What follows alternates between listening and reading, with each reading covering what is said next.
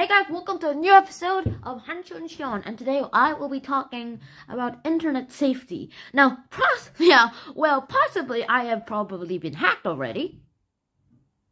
At least by my friends as an experiment. But then again, there's so much that happened here. So is the internet really that safe, or is it just a little scam that was not that safe at all? Well, actually, let's just find that out right now. But first of all, what is the internet and how much secure is it? And so, let's get today's debate started.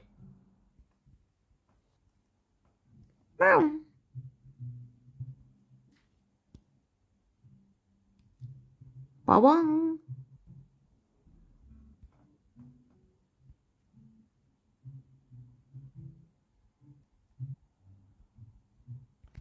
One thing I will say about the internet is that it's a really recent invention. It was invented in the 1990s, so it's like about 30 years old, and that's pretty young. It's in the Middle Ages, and so the internet is actually a dangerous place to be on. Sure, it's also a safe place if you have the most secure Wi-Fi in the world. Anyways, and they have a lot of things and vulnerabilities. There's so much that happened to these guys that we're not even sure how good the internet is at protecting us from private information. The internet is a dangerous place, and also it's a place where identity theft, viruses, Trojan horse, and all that shebang can happen too. Also, all these shenanigans have happened just because people want to do like, I'm greedy and I want to start crime and I'm gonna blame it on a 14-year-old. Yeah, actually, that happened. It also turns out that social media platforms like Facebook, Instagram, YouTube, those types of sites have been hacked. Someone actually hacked a YouTube channel, and a lot of YouTubers lost their money. And some of them even lost their whole channel. No! And they just lost all their hard work to earn money. And that's a terrible thing, to be honest. Also, some people are also hacked, at least faked, into thinking that someone...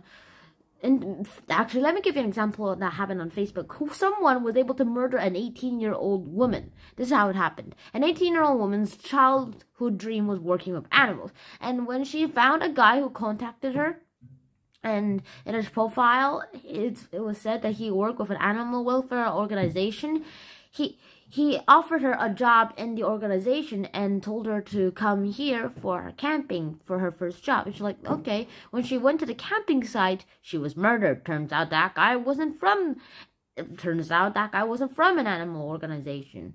Turns out this guy was a murderer and murdered that person. Don't look at me, this actually happened too.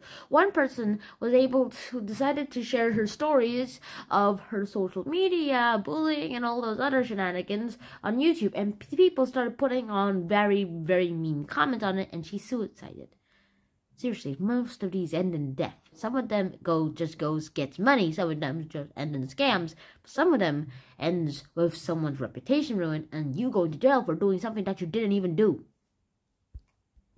Speaking of which, cyberbullying is one way to actually get yourself killed. So try to not stay online as long. I don't really stay online that much. The only time I'm going online is either to watch YouTube videos, posting them, watching my analytics. I rarely read my comments, to be honest, because there's really none.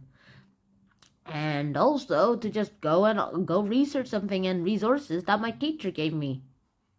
I don't know why I'm doing all these personal information to you guys, but I mean, yeah, I open up a lot, and so I only become internet friends with people who I become with if I know them well. Turns out I tried that with an internet person. I realized quickly that guy could probably not be a 12-year-old, as he said, although he probably does live in the States. But if he does live in the States, then I guess I'm safe in China then. I didn't get my identity, but I did get my channel. And now for some pros. A lot of computers have filter software built into them, and it's great because that way you can filter some people in and out too. So that's how you can do and who is great and who is the necessary and what is spam.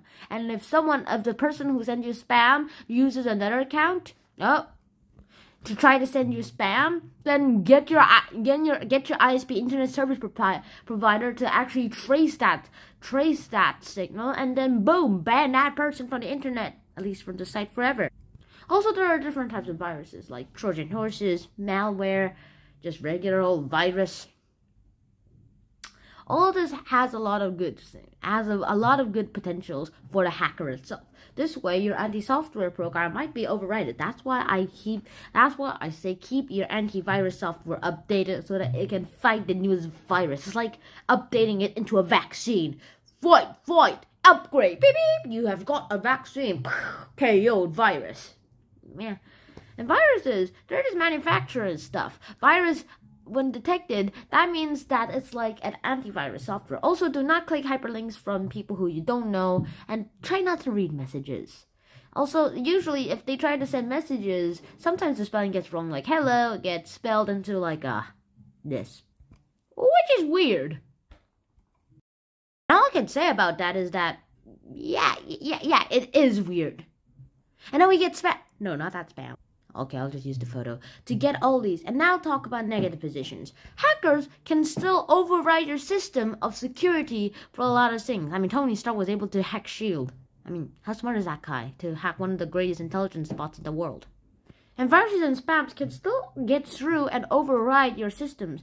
And hyperlinks may act like real official sites, like how they try to act like it's eBay by giving you a website that says www.ebay.com, but instead of that, it gives you ebay.com. So always check your hyperlink. It may be a little bit different.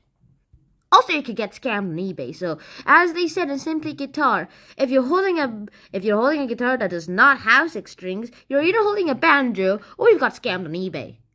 And that is the end.